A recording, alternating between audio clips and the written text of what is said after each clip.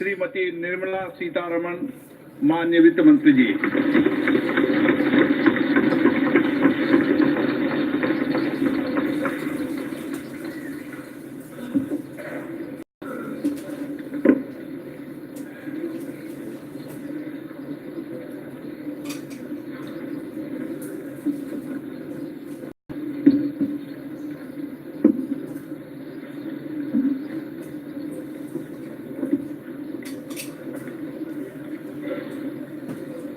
धन्यवाद जी। Speaker sir, I rise to present the budget for the year 2019-20. The recent election, which brought us to this august house today, was charged with brimming hope and desire for a bright and stable new India. Like never before, India celebrated its democracy by coming out to vote in large numbers. Voters' turnout was highest at 67.9%. Every section, young, old, first-time voters, voters since the first general election, women, all turned up to stamp their approval of a performing government. Through their unambiguous and firm mandate, they have reaffirmed putting the nation first. The people of India have validated the two goals for our country's future, that of national security and economic growth. The first term of Honorable Prime Minister Narendra Modi-led NDA government stood out as a performing government, a government whose signature was in the last mile delivery. Between 2014 and 19, we provided a rejuvenated center-stage dynamic, cooperative federalism, GST Council, and a strident commitment to fiscal discipline. We have set the ball rolling for a new India, planned and assisted by the Niti Aayog, a broad-based think tank. We have showed by our deeds that the principle reform, perform, transform can succeed. On many programs and initiatives, we had worked on unprecedented scale. Average amount spent on food security per year approximately doubled during 2014-19 compared to the preceding 5 years.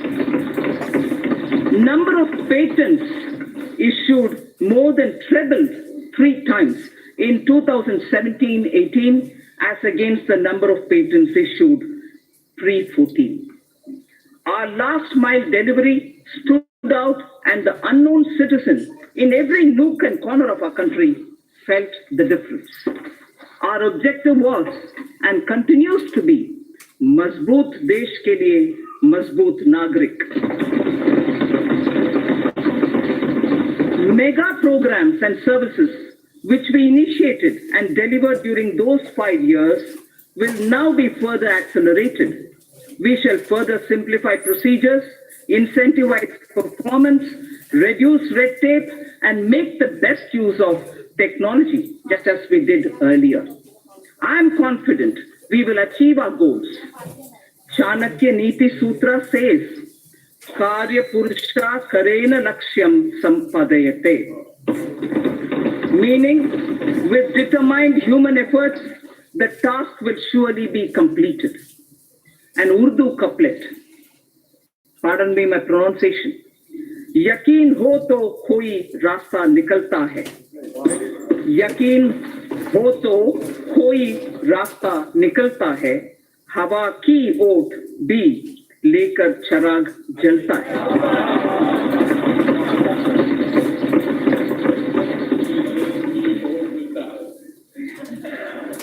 Vision for the decade.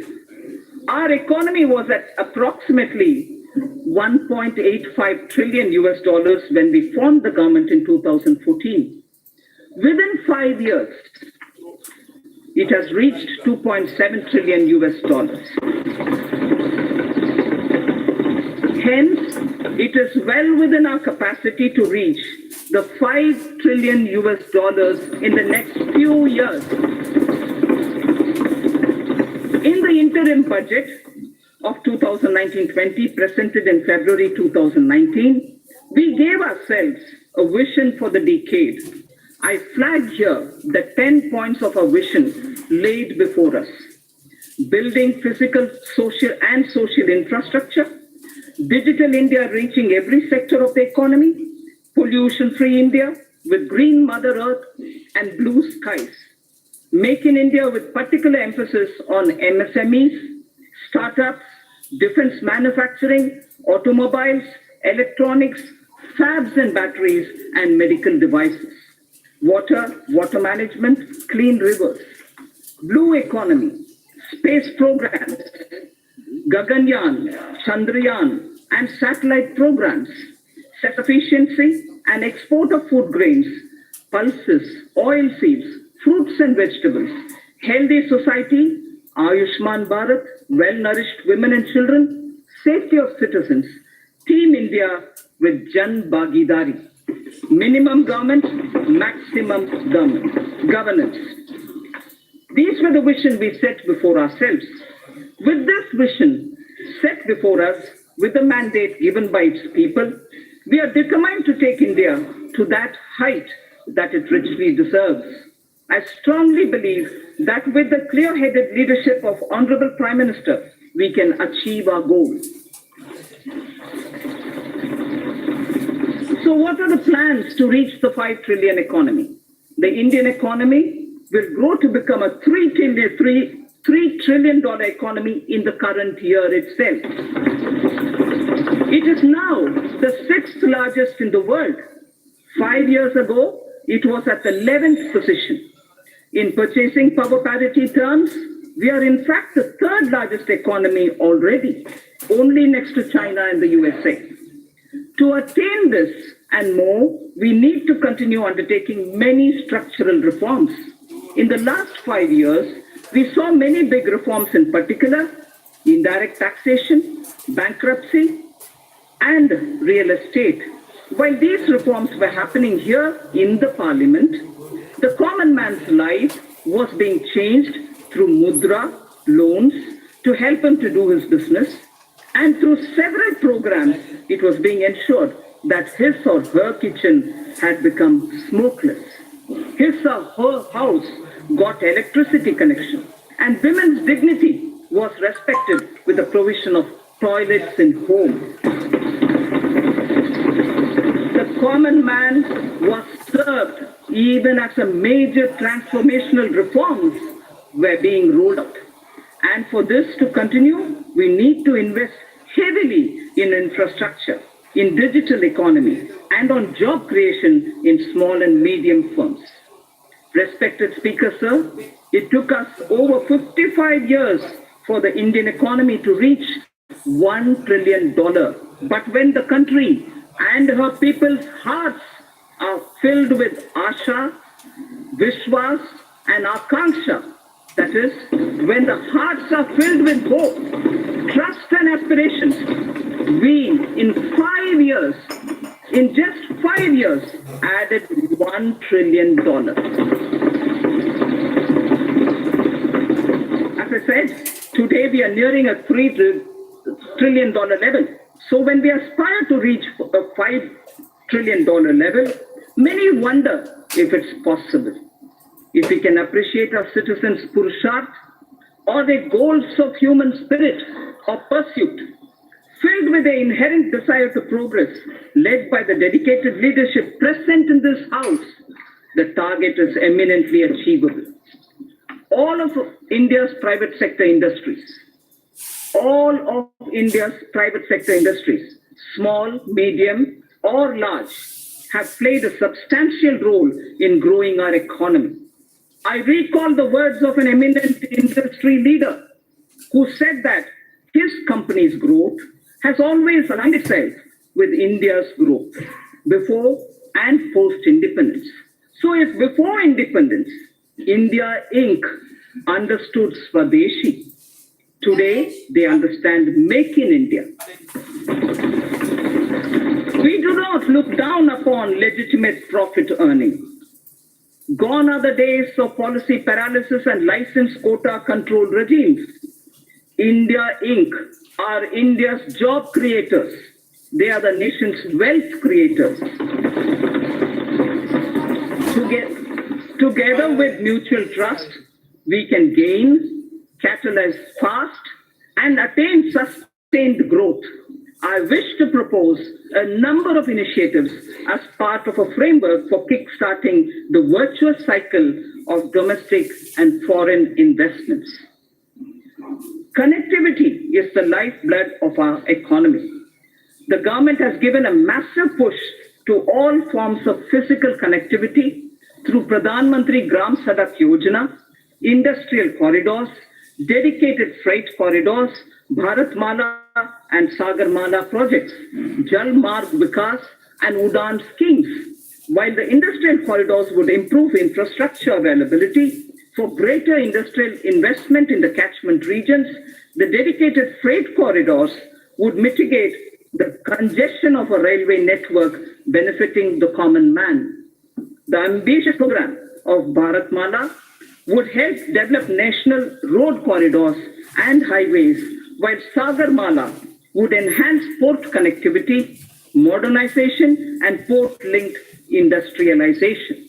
If Sagarmala is aimed at improving the infrastructure for external trade, equally, it is the poor man's transport too. The Jal Marg Vikas project for capacity augmentation of navigation on national waterways is aimed at smoothing internal trade carried through inland water transport. These initiatives will improve logistics tremendously, reducing the cost of transport and increasing the competitiveness of domestically produced goods. The Udan scheme is providing air connectivity to smaller cities and enabling the common citizens of our country to avail air travel. All these programs are also helping bridge the rural and urban divide. As the world's third largest domestic aviation market, the time is ripe for India to enter into aircraft financing and leasing activities from Indian shores. This is critical to the development of self-reliant aviation industry, creating aspirational jobs in aviation finance, besides leveraging the business opportunities available in India's financial special economic zones, namely International Financial Services Center, the IFSC. Government will implement the essential elements of the regulatory roadmap for making India a hub for such activities. For providing an enabling ecosystem for growth in India of maintenance, repair, and overhaul, MRO, maintenance, repair, and overhaul industry. It is proposed to leverage India's engineering advantage and potential to achieve self-reliance in this vital aviation segment. Government will adopt suitable policy interventions to create a congenial atmosphere for the development of MRO in the country. The new metro rail projects for a total route length of 300 kilometers have been approved during 2018 and 19. Also, during 2019, about 210 kilometers metro lines have been operationalized. With this, 657 kilometers of metro rails network has become operational across the country. 657 kilometers. India's first indigenously developed payment ecosystem for transport based on National Common Mobility Card, NCMC standards, was launched by the Honorable Prime Minister in March 2019. This will enable people to pay multiple kinds of transport charges, including metro services and toll tax, across the country. This interoperable transport card runs on RuPay card and would allow the holders to pay for their bus travel, toll taxes, parking charges, retail shopping, and even withdraw money. Phase 2 of the FAME scheme, following approval of the cabinet, with an outlay of 10,000 crore rupees over a period of 3 years, has commenced from 1st April 2019. The main objective of the scheme is to encourage faster adoption of electric vehicles by way of offering upfront incentive on purchase of electric vehicles and also by establishing the necessary charging infrastructure for electric vehicles. Only advanced battery and registered e-vehicles will be incentivized under the scheme, with greater emphasis on providing affordable and environment-friendly public transportation options for the common man.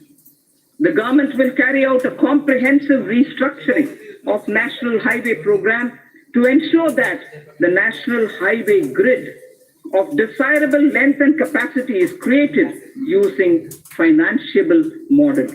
After completing the phase 1 of Bharatmala, in the second phase, states will be helped to develop state road networks. We need to develop our inland waterways to shift a significant portion of inland cargo movement from road and rail. This government envisions using the rivers for cargo transportation, which will also help to decongest roads and railways. As part of the Jal Marg Vikas project, for enhancing the navigational capacity of the Ganga, a more multimodal terminal at Varanasi has become functional in November 2018, and two more such terminals at Sahibganj and Haldia, a navigational lock at Farakka, would be completed in 1920. The movement of cargo volume on Ganga is estimated to increase by nearly 4 times in the next 4 years. This will make movement of freight, passenger cheaper and reduce our import bill. It is estimated that railway infrastructure would need an investment of 50 lakh crores between 2018 to 2030. Given that the capital expenditure outlays of railways are around 1.5 to 1.6 lakh crores per annum, completing even all sanctioned projects would take decades. It is therefore proposed to use public-private partnership to unleash faster development and completion of tracks, rolling stock manufacturing, and also delivery of passenger freight services. To take connectivity infrastructure to the next level, we will build on the successful model in ensuring power connectivity, one nation, one grid. Earlier we spoke about one nation, one card for mobility of common man. Now it is one nation, one grid that has ensured power availability to states at affordable rates. I propose to make available a blueprint this year for developing gas grids, water grids, highways, and regional airports. So the scaling up that we talked about, which marks the USP of this government, is revealed in each one of these examples. We do it in that scale each time. The recommendations of High-Level Empowered Committee on retirement of old and inefficient plants and addressing low utilization of gas plant capacity due to paucity of natural gas will also be taken up for implementation now. Our government launched Ujjwal Discom Assurance Yojana, UDAY, in 2015, aimed at financial and operational turnaround of discoms. Government is examining the performance of the scheme and it will further get improved. We will work with the state governments to remove barriers like cross-subsidy surcharges, undesirable duties on open access sales, or captive generation for industrial and other bulk power consumers. Besides these structural reforms, considerable reforms are needed in tariff policy. A package for power sector tariff and structural reforms would soon be announced. It is proposed that several reform measures would be taken up to promote rental housing.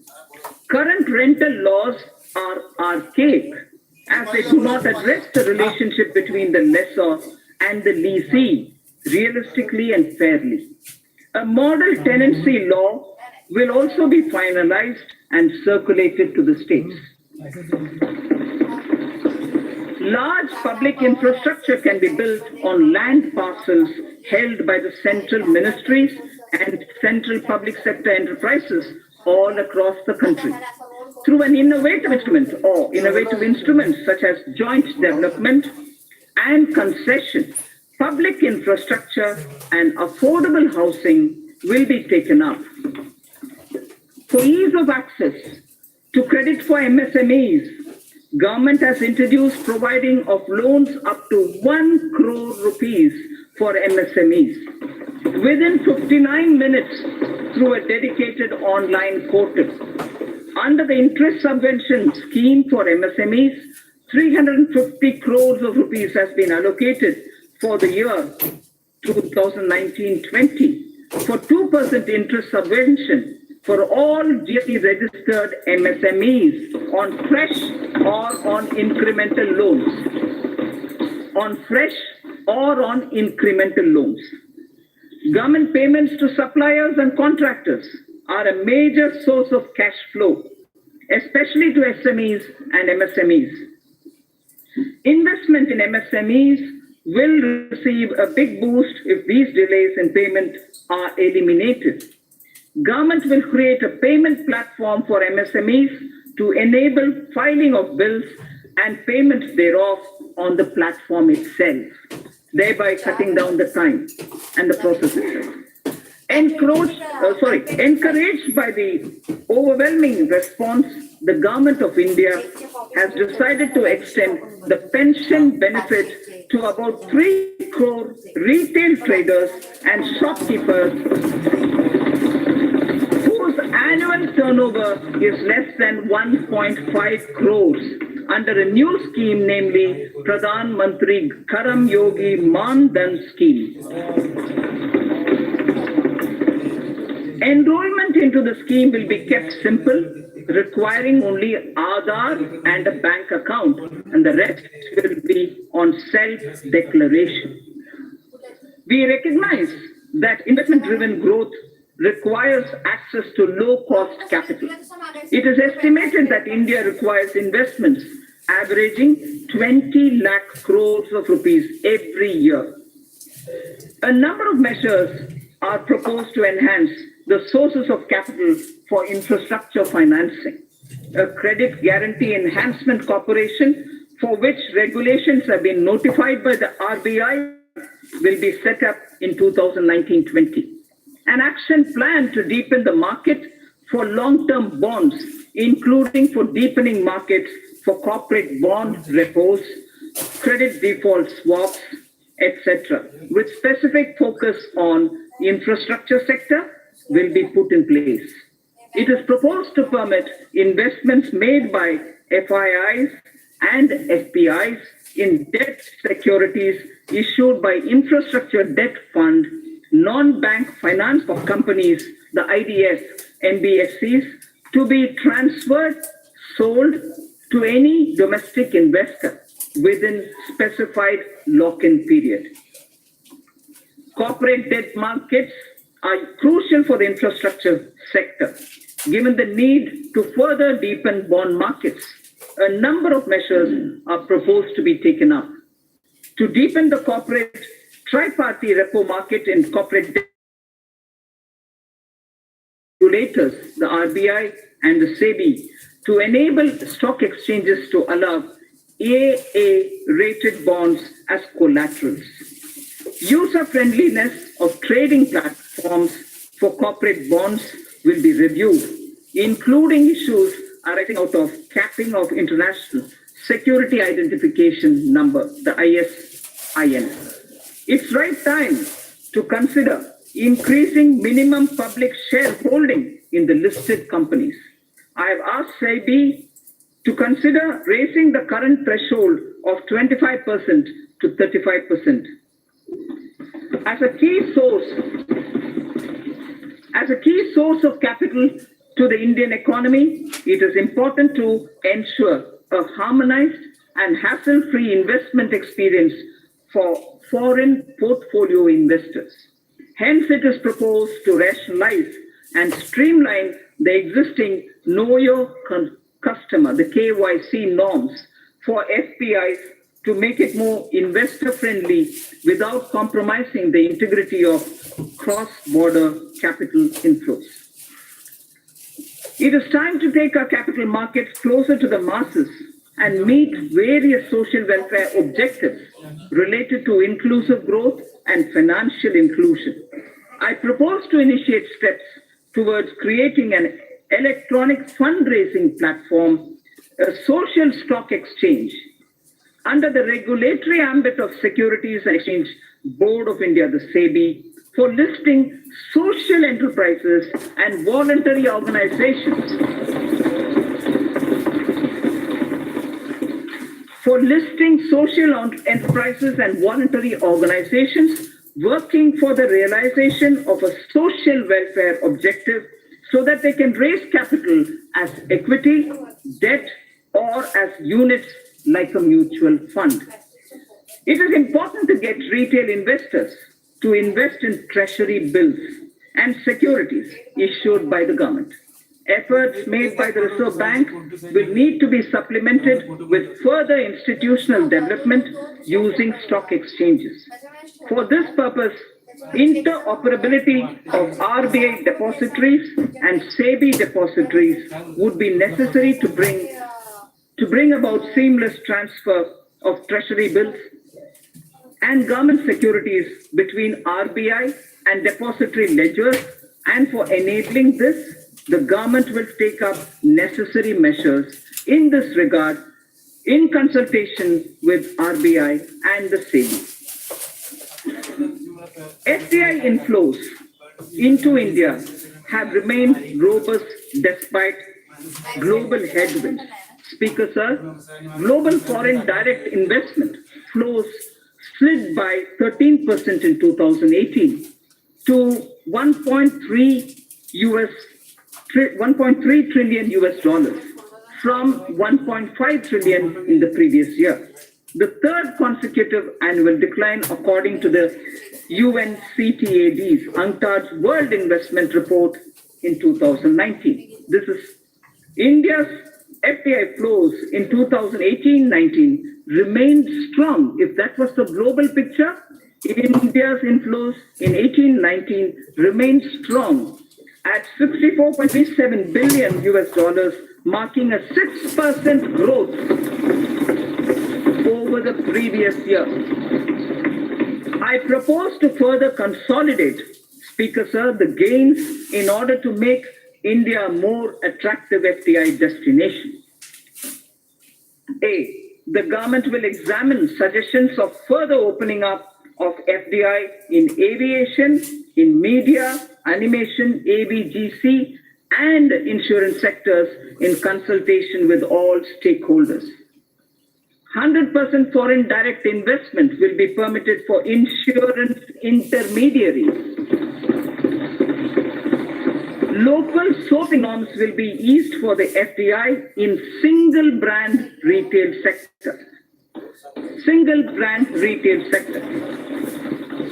It's high time India not only gets integrated into global value chain of production of goods and services, but also become part of the global financial system to mobilize global savings, mostly institutionalized in pension, insurance, sovereign wealth funds, and so on.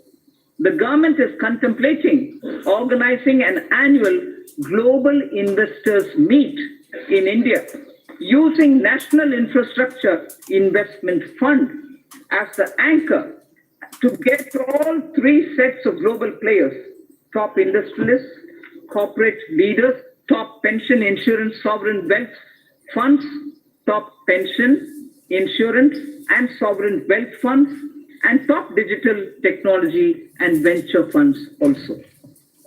An important determinant of attracting cross-border investment, Speaker Sir, is availability of investable stock to the foreign portfolio investors. This issue assumes greater significance in view of the gradual shift from stock-targeted investments towards passive investment, whereby funds track global indices composition, of which depends upon available floating stock.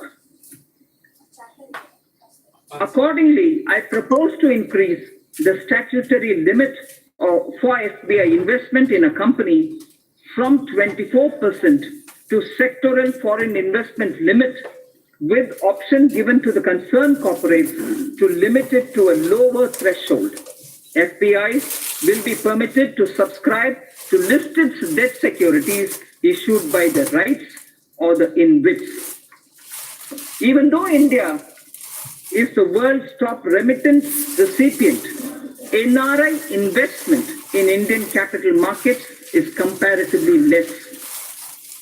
With a view to provide NRIs with seamless access to Indian equities, I propose to merge the NRI portfolio investment scheme route with the foreign portfolio investment route. New and innovative financial instruments have been launched in the last 5 years, like Infrastructure Investment Trust, the InvITs which I referred to a minute ago, Real Estate Investment Trust, the REITs which I referred to a minute ago, as well as models like Toll Operate Transfer, the TOT, as part of the Brownfield Asset Modernization Strategy for augmenting infrastructure investment.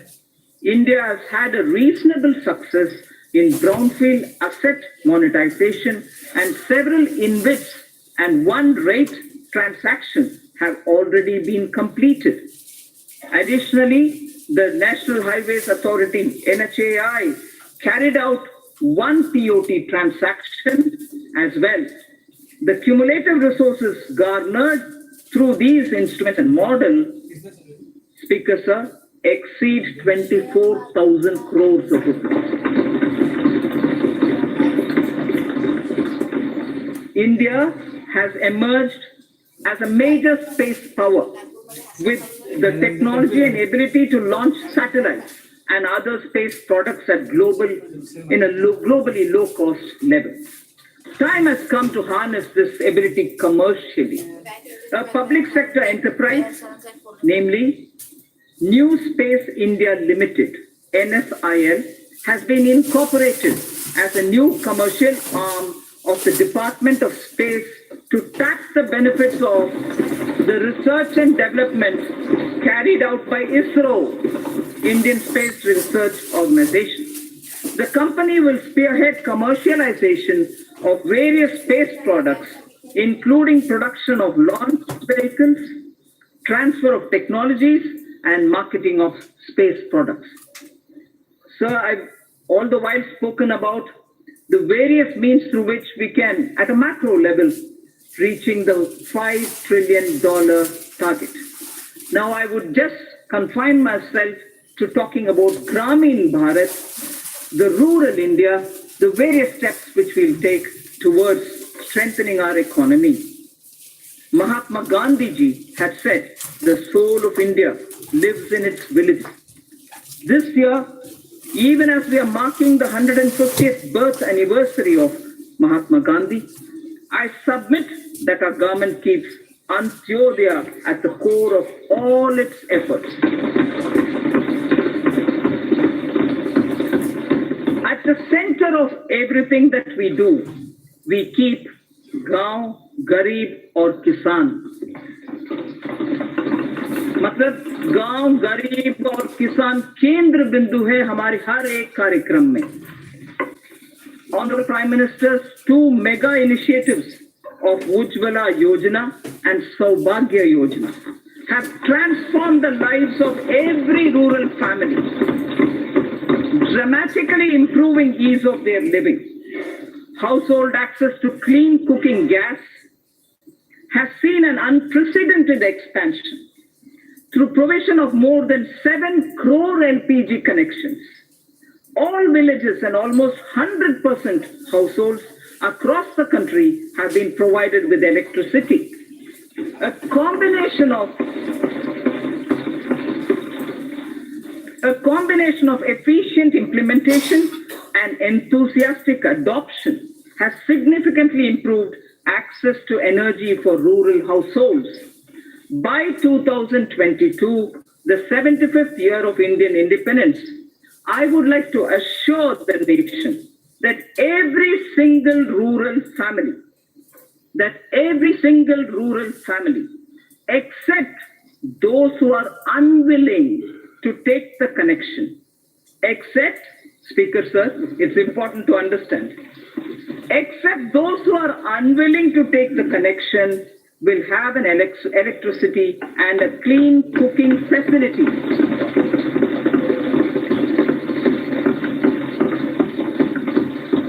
Pradhan Mantri Awas Yojana, Gramin, aims to achieve the objective of housing for all by 2022. A total of 1.5 crore rural homes have been completed in the last 5 years. In the second phase of PMAY Gramin, during 2019-20 to 2021-22, 1.95 crore houses are proposed to be provided to the eligible beneficiaries. These houses are also being provided with amenities like toilets, electricity, and LPG connections.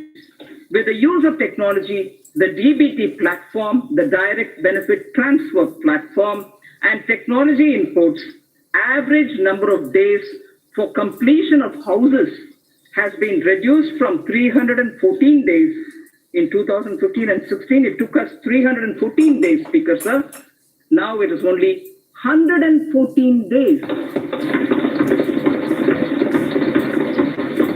Please allow me to repeat this. If the completion of houses required 314 days in 2015-16, by the time it was 2017-18, it has now come down to only 114 days, and that is why the scale of our achievement is possible. Fishing and fishermen communities are closely aligned with farming and are crucial to rural India. Through a focused scheme, the Pradhan Mantri Matsya Sampada Yojana, the Department of Fisheries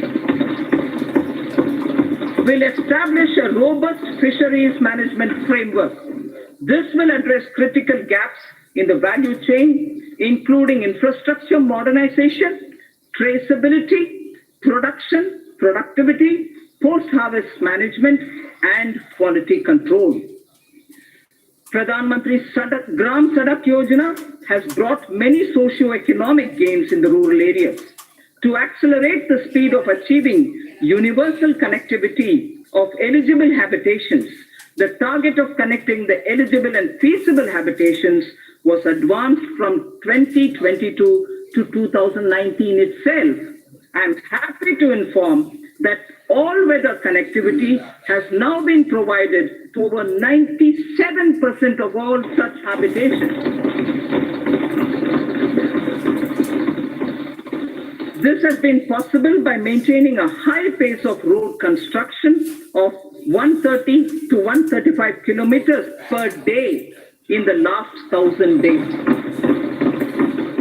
Committed to the agenda of sustainable development, 30,000 kilometers of Pradhan Mantri Gram Sadak Yojana roads have been built using green technology, waste plastic, and cold mix technology, thereby reducing the carbon footprint. With the changing economic scenario, it is important to upgrade roads connecting villages to the rural markets. For this, Pradhan Mantri Gram Sadak Yojana Phase 3 is envisaged to upgrade 1,25,000 kilometers of road length over the next 5 years, with an estimated cost of 80,250 crores of rupees. 1,25,000 kilometers of roads will be upgraded under Pradhan Mantri Gram Sadak Yojana Phase 3, and the amount estimated for this is 80,250 crores. Considering the fact that majority of people still live in villages and depend on agriculture and traditional industries, the scheme of Fund for Upgradation and Regeneration of Traditional Industries, SFURTI, Spurti is it, aims to set up more common facility centers to facilitate cluster-based development to make the traditional industries more productive, profitable, and capable for generating sustained employment opportunities. The focus sectors are bamboo, honey, and khadi clusters. The SFURTI envisions setting up of 100 new clusters during 2019-20, which would enable 50,000 artisans to join the economic value chain. Further, to improve the technology of such industries, the Scheme for Promotion of Innovation, Rural Industry and Entrepreneurship, ASPIRE, has been consolidated for setting up of livelihood business incubators and technology business incubators. The scheme contemplates to set up 80 livelihood business incubators and 20 technology business incubators in 2019-20 to develop 75,000 skilled entrepreneurs in agro-rural industry sectors. We will invest widely in agricultural infrastructure.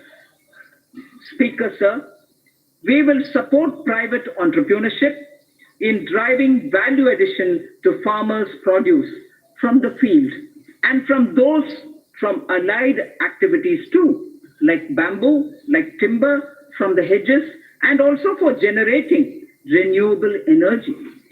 अन्नदाता क्यों ऊर्जा दाता बना नहीं सकते?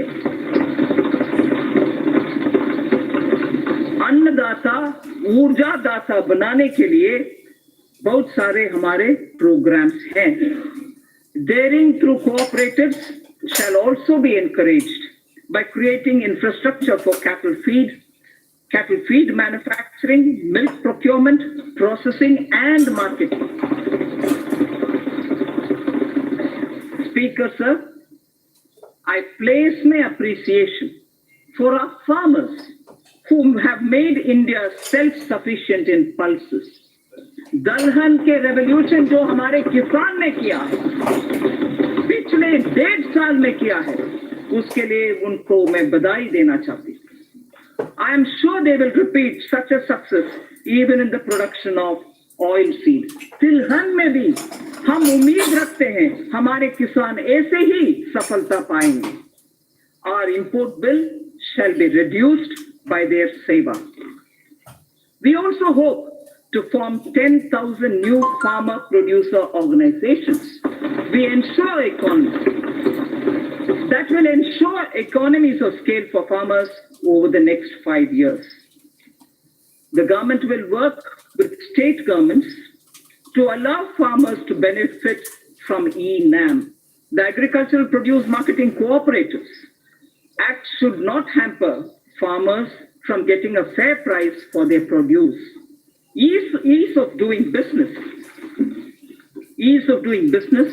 and ease of living both should apply to farmers too.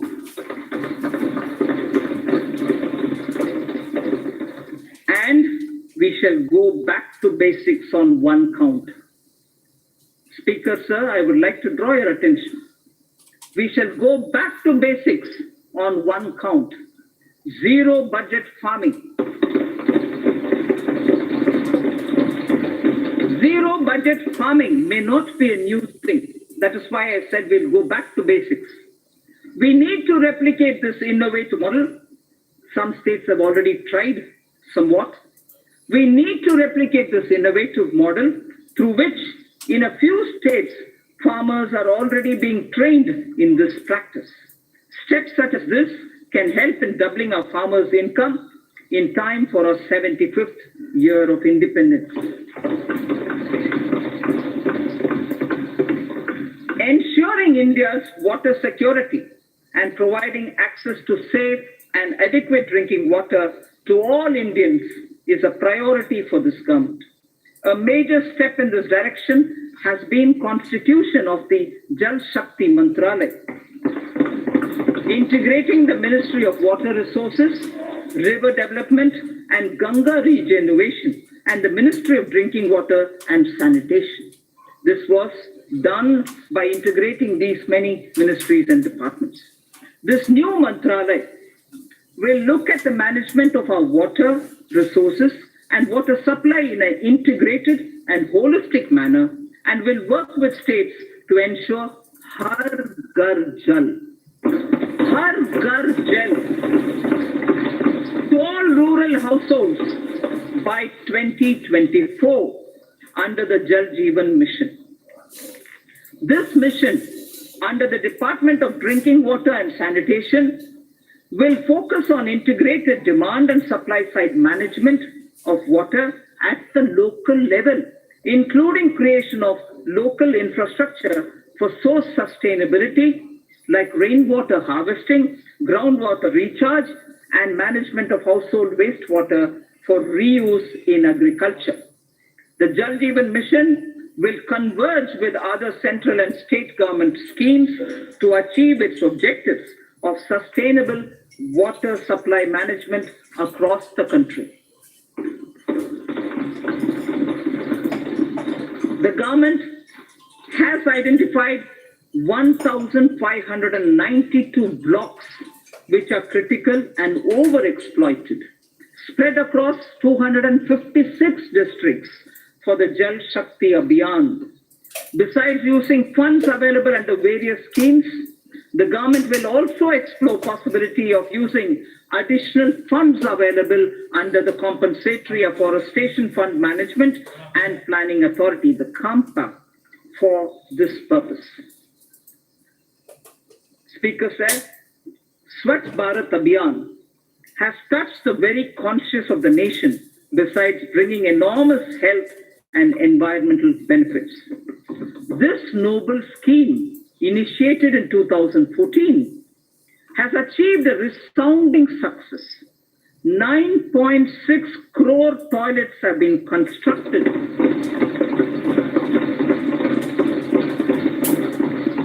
9.6 crore toilets have been constructed since October the 2nd, 2014. More than 5.6 lakh villages have become open defecation free. We have to build on this success. We must not only sustain the behavioral change seen in people, but also harness the latest technologies available to transform waste into energy. I propose to expand the Swachh Bharat mission to undertake sustainable solid waste management in every village.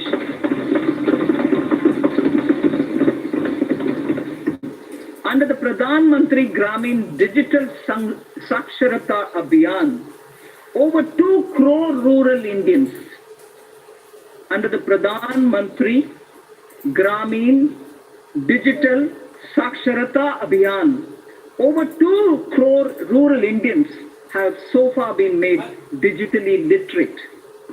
To bridge rural-urban digital divide, BharatNet is targeting internet connectivity in local bodies in every panchayat in the country. This will be speeded up with assistance from Universal Service Obligation Fund under the Public-Private Partnership Arrangement.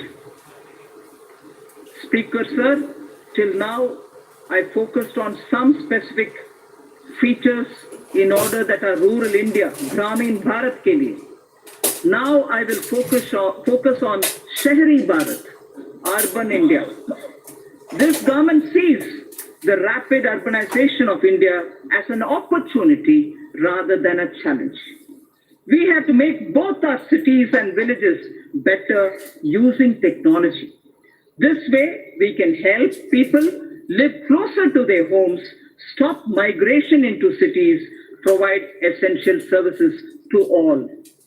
Under Pradhan Mantri Awas Yojana, urban, over 81 lakh houses with an investment of about 4.83 lakh crores have been sanctioned, of which construction has started in about 47 lakh houses.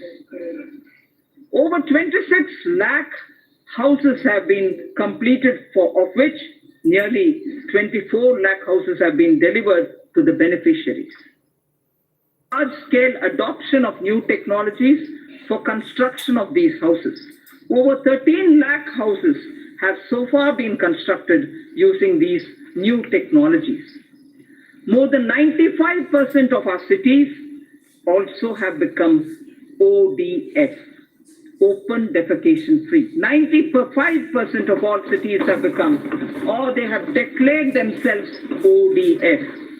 More than 45,000 public and community toilets across 1,700 cities have been uploaded on Google Maps, covering more than 53% of India's urban population. Almost 1 crore citizens have downloaded the Swachhata app.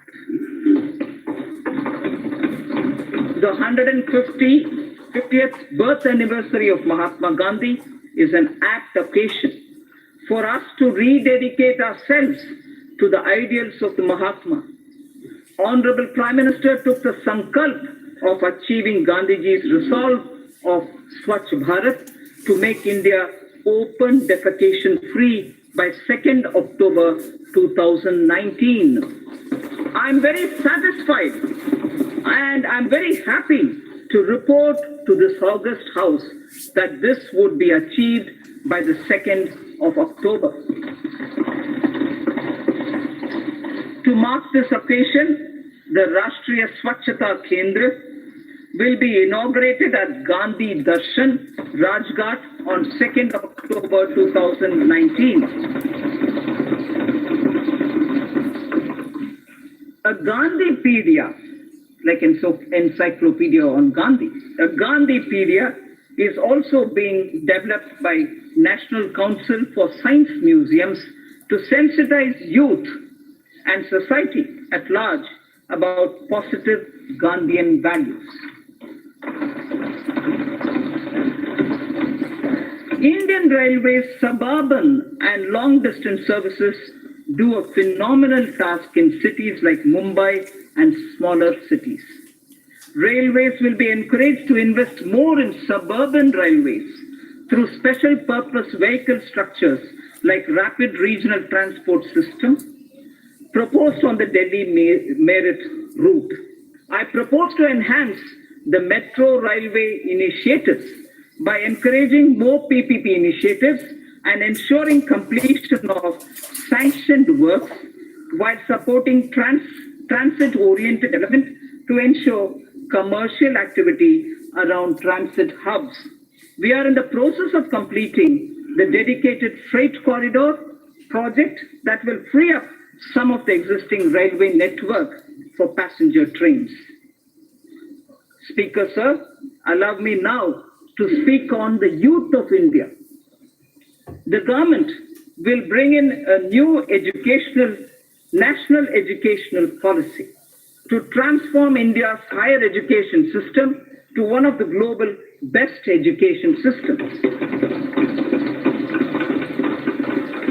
The new policy proposes major changes in both school and higher education, among others, better governance systems, and brings greater focus on research and innovation.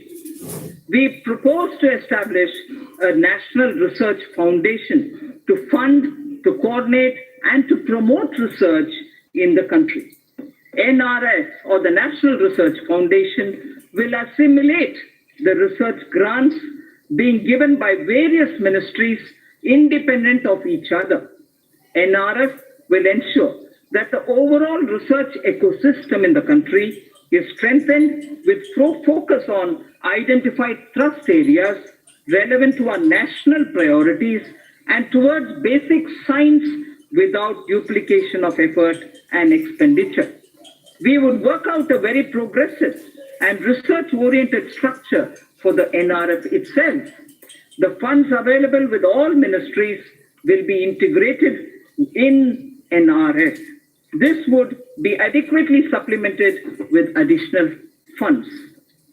Massive online open courses through SWAYAM initiative have helped bridge the digital divide for disadvantaged section of our student community. To upgrade the quality of teaching, the Global Initiative of Academic Networks, GYAN, program in higher education was started, aimed at tapping the global pool of scientists and researchers. The imprint or impacting research innovation and technology scheme began as PAN IIT and IISc joint initiative to develop a roadmap for research to solve major engineering and technology challenges in selected domains needed by the country. Higher educational institutions are becoming the centers of innovation. These initiatives have upgraded the quality of education. There was not a single Indian institution in the top 200 in the World University Rankings 5 years back. I repeat, there was not a single Indian institution in the top 200 in the World University Rankings for 5 years back. Due to the concentrated efforts and concerted efforts by our and also to project their credentials better, we have now 3 institutions, 2 IITs and IISc Bangalore in the top 200 institutional bracket. Now, thanks to all our efforts, we will continue making concerted efforts to improve the performance of our institutions of higher learning. An amount of 400 crores has been provided under the head World-Class Institutions for the year 2019-20, more than 3 times the revised estimates for the previous year. More than 3 times the revised estimates of the previous year. India has the potential to become a hub of higher education. I therefore propose to start a program, Study in India, that will focus on bringing foreign students to India in our higher educational institutions. The regulatory systems of higher education would be reformed comprehensively to promote greater autonomy and focus on better academic outcomes. A draft legislation for setting up of Higher Education Commission of India would be presented in the year ahead. Khelo India scheme, launched in October 2017, has created awareness of sports as an integral part of wellness throughout the country. The government is traffic trends worldwide show that major economies will face severe labor shortages in the future. To prepare our youth to also take up jobs overseas, we will increase focus on skill sets needed abroad, including language training. We will also lay focus on new age skills like artificial intelligence, Internet of Things, big data, 3D printing, virtual reality, and robotics, which are valued highly, both within and outside the country, and offer much higher remuneration. Drawing again on Lord Basveshwara, his principle of Dasoha underlines most things this government does. give it up for giving up LPG subsidy, or the various pension schemes or on the principle of sharing through distribution. Lord Basveshwara did even earlier in a millennia ago. The government is proposing to streamline multiple labor laws into a set of 4 labor codes. So for the sake of labor welfare, I'd like to repeat this slide. The government is proposing to streamline multiple labor laws into a set of 4 labor codes.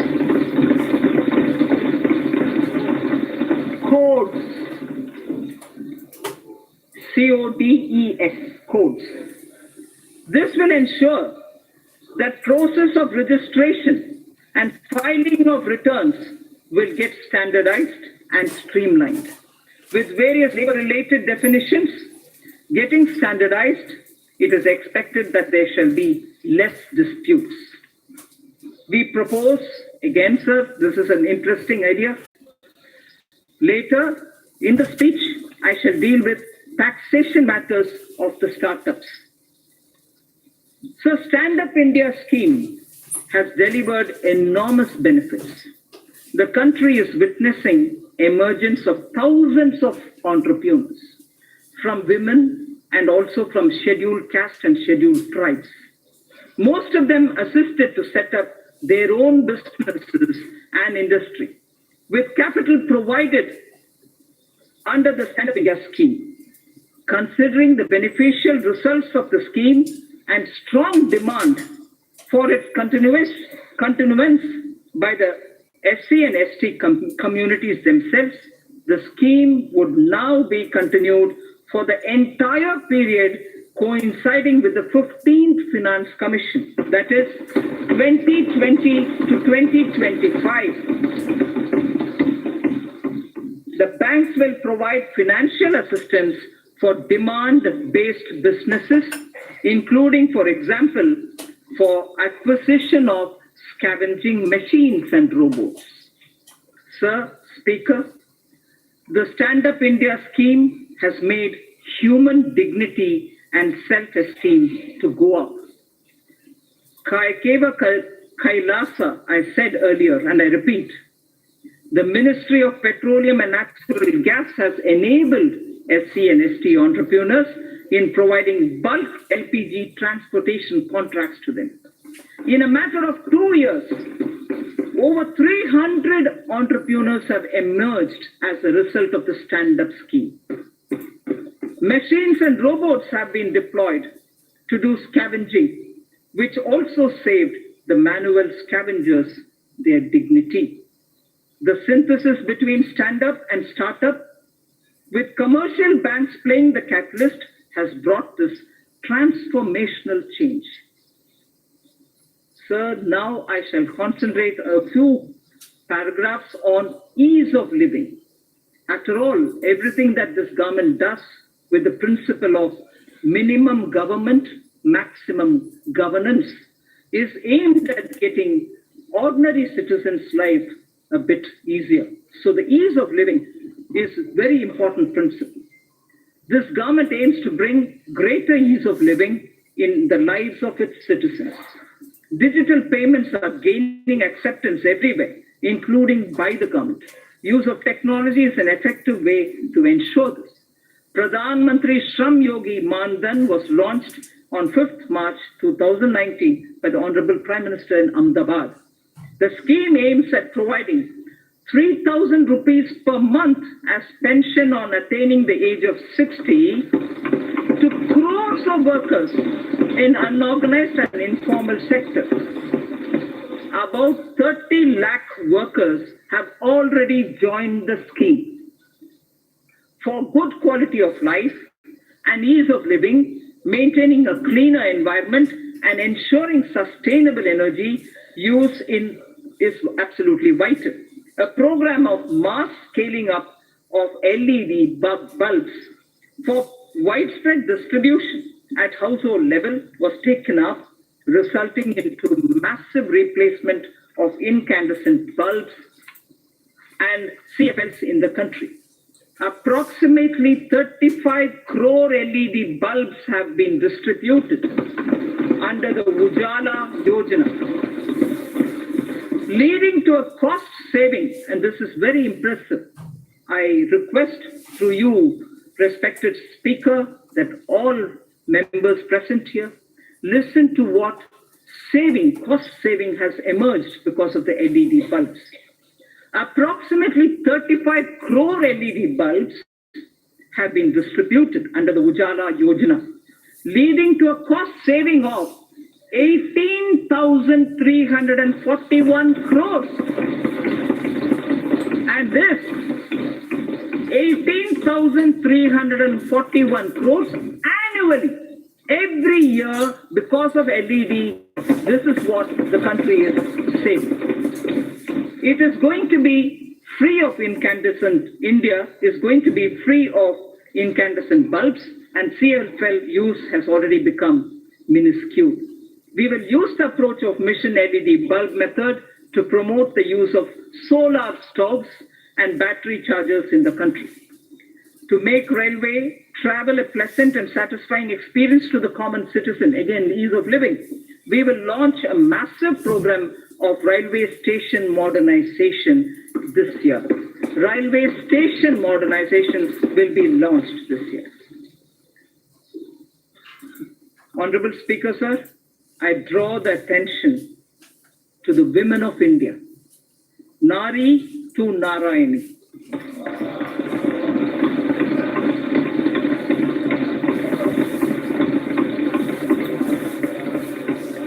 We believe, obviously, this country's tradition has been Nari to Narayani.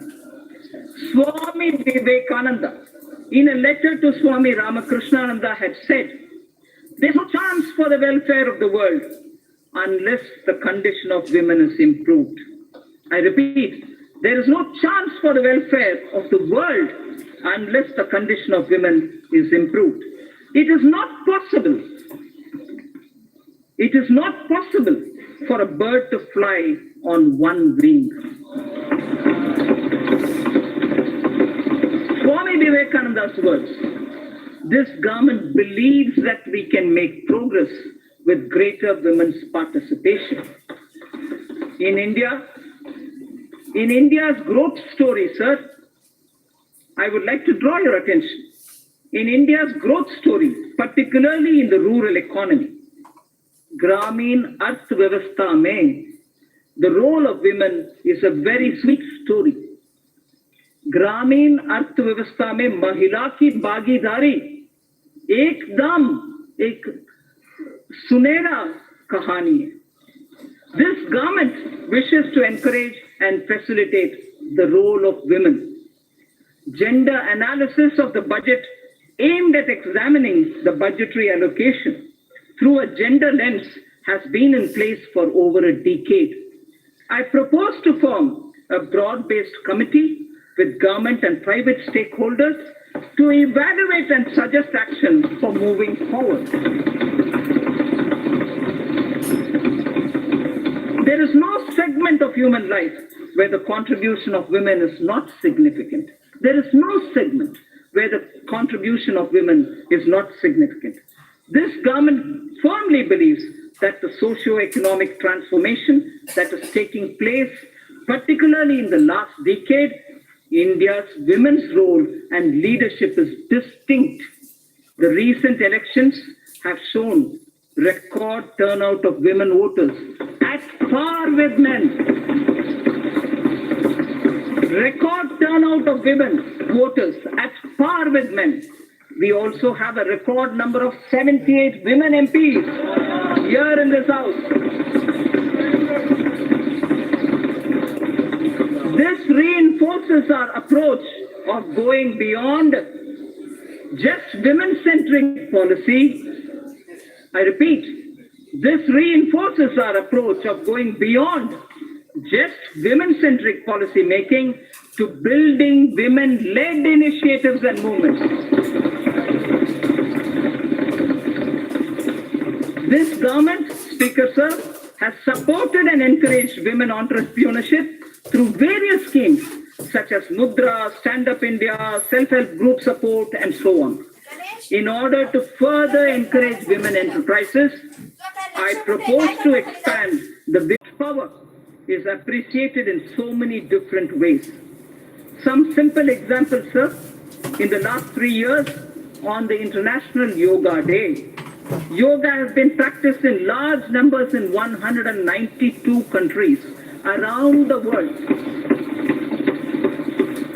Mahatma Gandhi's favorite bhajan, Vaishnav Janto Tene Kahiye, was sung by the respective lead artists from over 40 countries. The annual Bharat Ko Jano quiz competition is sought after as an event to participate by not only NRIs, non-resident Indians, but also several foreigners themselves. I propose to consider issuing Aadhaar card for non-resident Indians with Indian passports after their arrival in India without waiting for 180 days. I repeat it. I propose to consider issuing Aadhaar cards for non-resident Indians with Indian passports after their arrival in India without waiting for the mandatory 180 days, without waiting the issue. I propose to launch a mission which will integrate our traditional artisans and their creative products with global markets. Wherever necessary, we shall obtain patents for them and the geographical indicators, GI, for them. I wish to say this in Hindi for the larger audience of traditional artisans. इस उद्देश्य से मैं इस गरिमामय प्रांगण से पहली बार यह घोषणा करती हूँ कि हम भारत के सृजनात्मक उद्योगों को अर्थव्यवस्था से जोड़कर जहां आवश्यक है बौद्धिक संपदा अधिकारों से संरक्षित करके राष्ट्रीय और अंतर्राष्ट्रीय बाजार तक पहुंचाने की मुहिम प्रारंभ करेंगे।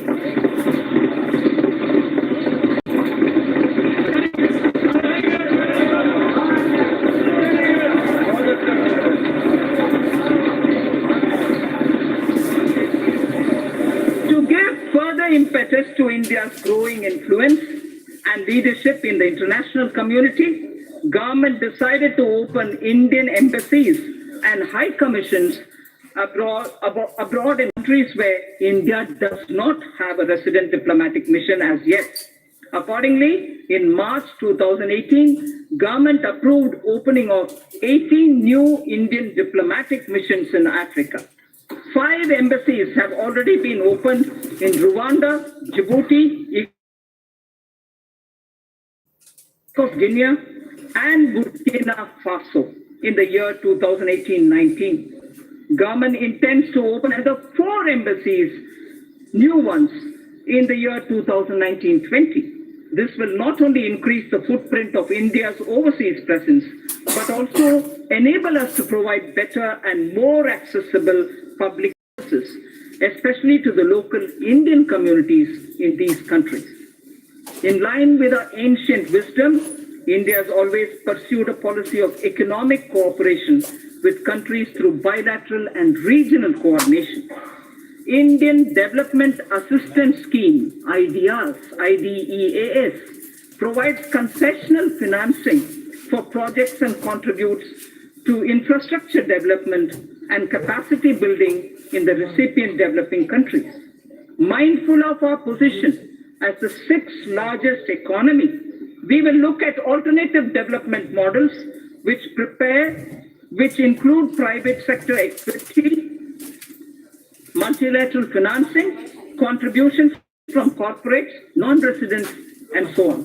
I propose to revamp the IDEA scheme during the current financial year. The government is developing 17 iconic tourism sites into world-class tourist destinations and to serve as a model to other tourism sites. The iconic tourism sites would enhance visitor experience, which would lead to increased visits of both domestic and international tourists at these destinations. With the objective of preserving rich tribal heritage, a digital repository is developed where documents of folk songs, photos and videos regarding their evolution, place of origin, lifestyle, architecture, education levels, skill sets, traditional art, folk dances, and other anthropological details of the tribes in India will be stored. The repository will further be enriched and strengthened as we go along. Speaker, sir, now I come to saying sector. Financial gains from cleaning of the banking system are now amply visible. NPAs, meaning non-performing assets of commercial banks, have reduced by over 1 lakh crore over the last year. Record recovery of over 4 lakh crore due to IBC and other measures has been effected in the last 4 years. Provision coverage ratio is now at its highest in 7 years. And domestic credit without consolidation, reducing the number of public sector banks by 8. Government has smoothly carried out consolidation, reducing the number of public sector banks by 8. At the same time, as many as 6 public sector banks have been able to come out of prompt corrective action framework. We've enabled 6 public sector banks to come out of the legacy issues. Public sector banks are now proposed to be further provided 70,000 crores of rupees capital to boost credit for a strong impetus to the economy. 70,000 crores of rupees will be provided in order that capital will be boosted so that credit can be improved. To further improve ease of living, they will leverage technology, offering online personal loans, doorstep banking, and enabling customers of one public sector bank to access services across all public sector banks and so on. In addition, government will initiate steps to empower account holders to remedy the current situation in which they do not have control over deposits of cash by others into their accounts. There is an issue now. Unknowing to them, there are money being deposited into accounts, and that is creating a lot of problems for customers. So we will be addressing that also. We will initiate steps to address that problem. Reforms will also be undertaken to strengthen governance in public sector banks. Non-banking financial companies are playing an extremely important role in sustaining consumption demand as well as capital formation in small and medium industrial segment. NBFCs that are fundamentally sound should continue to get funding from banks and mutual funds without being unduly risk-averse. For purchase of high-rated pooled assets of financially sound NBFCs amounting to a total of 1 lakh crore rupees during the current financial year, government will provide one-time 6 months partial credit guarantee to public sector banks for the first loss of up to 10%. I shall read this again. For the purchase of high-rated pooled assets of financially sound NBFCs amounting to a total of 1 lakh crores of rupees during the current financial year, government will provide one-time 6 months partial credit guarantee to public sector banks for first loss up to 10%. Further, Reserve Bank of India is the regulator of the NBFCs. However, RBI has limited regulatory authority over NBFCs. Appropriate proposals for strengthening the regulatory authority of RBI over NBFCs are being placed in the finance bill. NBFCs which do public placement of debt have to maintain a debenture redemption reserve. And in addition, a special reserve as required by RBI has also to be maintained. To allow NBFCs to raise funds in public issues, the requirement of creating a DRR, that is a debenture redemption reserve, which is currently applicable for only public issues as private placements are exempt, this will be done away with. To bring more participants, especially NBFCs, not registered as NBFCs factor, on the TREDS platform, amendment in the Factoring Regulation Act 2011 is necessary, and steps will be taken to allow all NBFCs to directly participate on the TREDS platform. Efficient and conducive regulation of the housing sector is extremely important in our context. The National Housing Bank, besides being a refinancer and a lender, is also the regulator of the housing finance sector. This gives a somewhat conflicting and difficult mandate to the NHB. I am proposing to return the regulation authority over the housing finance sector from the NHB, National Housing Board, to the RBI. I'm proposing to return the regulation authority over the housing finance sector from NHB to the RBI. Necessary proposals have been placed in the finance bill even for that. Government has announced its intention to invest 100 lakh crores in infrastructure over the next 5 years. 100 lakh crores for infrastructure over the next 5 years. To this end, it is proposed to set up an expert committee to study the current situation relating to long-term finance and a past experience with development finance institutions, and this committee shall recommend the structure and required flow of funds through development finance institutions. The situation will be reviewed by them, and they will suggest measures.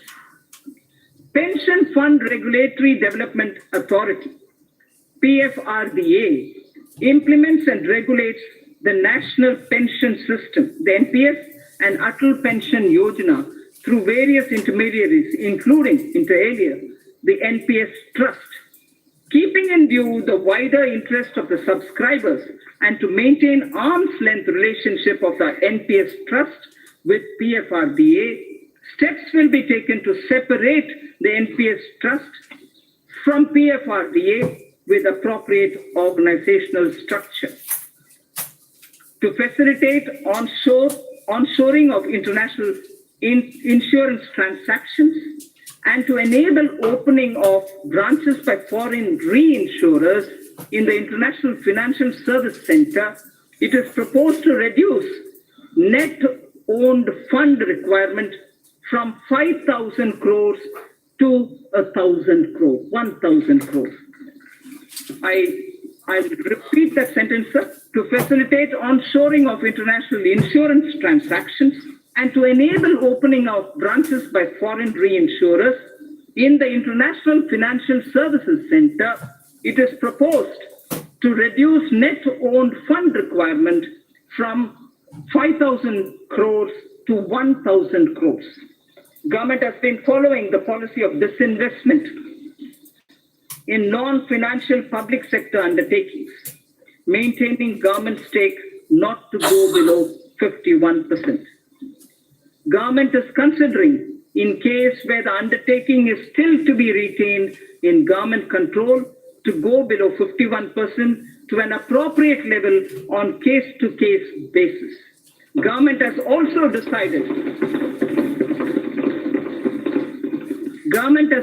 decided to modify present policy of retaining 51% government stake to retaining 51% stake, inclusive of the stake of government-controlled institutions. Sir Speaker, in order to improve the capital flows into the Indian economy, it is important to align domestic corporate systems and practices with global ones. It is also appreciated that global finance movement in equity uses certain parameters to evaluate the stocks in which they choose to invest. The government intends to further encourage retail participation in CPSEs, which of late has shown very encouraging upward trend. In order to provide additional investment space, the government would realign its holding in CPSEs, including banks, to permit greater availability of its shares and to improve depth of its market. Strategic disinvestment of select CPSEs would continue to remain a priority of this government. In view of current macroeconomic parameters, government would not only reinitiate the process of strategic disinvestment of Air India, but would offer more CPSEs for strategic participation by the private sector. I repeat this sentence: strategic disinvestment of select CPSEs would continue to remain a priority for this government. In view of current macroeconomic parameters, government would not only reinitiate the process of strategic disinvestment of Air India, but also would offer more CPSEs for strategic participation by the private sector.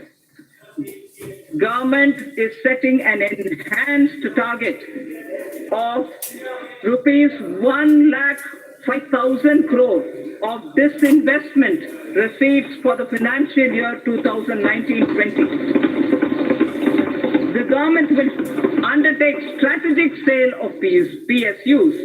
The government will also continue to do consolidation of PSUs in the non-financial space as well. Sir, ETFs have proved to be an important investment opportunity for retail investors and has turned out to be a good instrument of Government of India's disinvestment program. To expand this further, government will offer an investment option in ETFs on the line of equity-linked savings scheme, which is ELSS. This would encourage long-term investments in CPSEs. For bringing better public ownership of the PSUs and also bring greater commercial and market orientation of the listed PSUs, the government will take all necessary steps to meet public shareholding norms of 25% for all listed PSUs and raise the foreign shareholding limits to maximum permissible sector limits for all PSUs, companies which are part of emerging market index. Sir, the Indian sovereign debt, external debt, India's sovereign external debt to GDP is among the lowest globally at less than 5%. Honorable Speaker, sir, this is a very important indicator for India. I am repeating the line. India's sovereign external debt to GDP is among the lowest globally at less than 5%. The government will start raising a part of its gross borrowing program in external markets in external currencies. This will also have beneficial impact on demand situation for the government securities in domestic market. A new series of coins, sir, a new series of coins of 1 rupee, 2 rupees, 5 rupees, 10 rupees, and 20 rupees, easily identifiable to the visually impaired also, were released by the government minister, by the Honorable Prime Minister on 7th March 2019. These new coins will be made available for public use shortly. Sir, in the first 50 years after independence, we emphasized on rights. So I draw your attention to this line, which marks the end of part A of my speech. In the first 50 years after independence, we emphasized on rights. Marking 75 years of our independence, we should place emphasis on duty towards India. Place emphasis on our duty towards India without undermining our rights. Thinkers all over the world have supported the argument that in performing one's duty, protection of one's rights is inherent. In performing one's duty, the protection of one's right is inherent in it. For the bright future of India, when again in 2022, we will remember our freedom fighters, we should dedicate ourselves to the service of the nation. So now I move to part B, which is something of great interest for all of us, taxation related. Honorable Speaker, sir, I see a lot of members sitting up.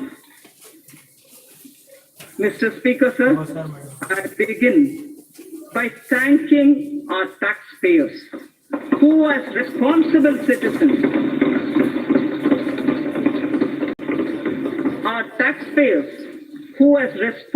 citizens, perform their duty by paying their taxes.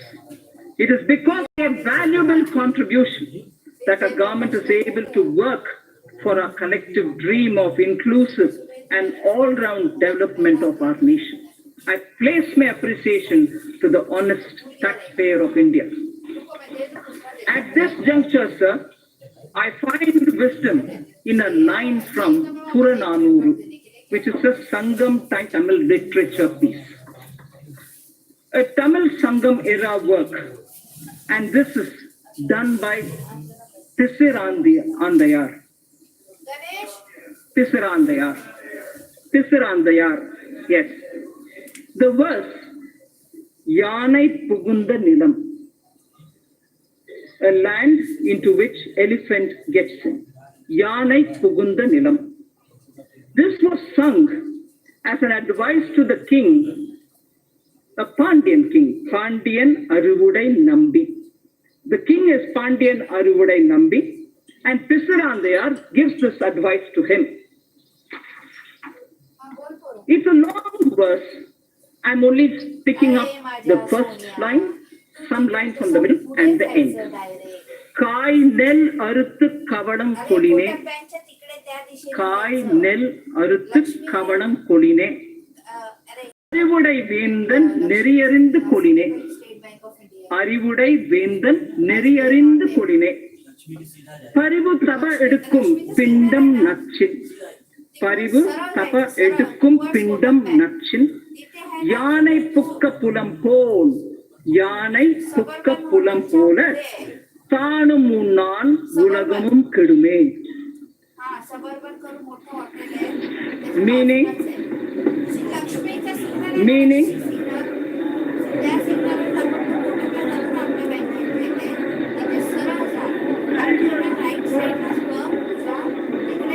a few mounds of rice, just a few mounds of rice from paddy that is harvested from a small piece of land would be sufficient for the elephant. For an elephant, just a few mounds of rice cooked from paddy which is taken from a small piece of land will be sufficient. But what if the elephant itself enters into the field and starts eating? It would eat far lesser than what it will trample with its foot. I hope the meaning is clear. So, the advice given to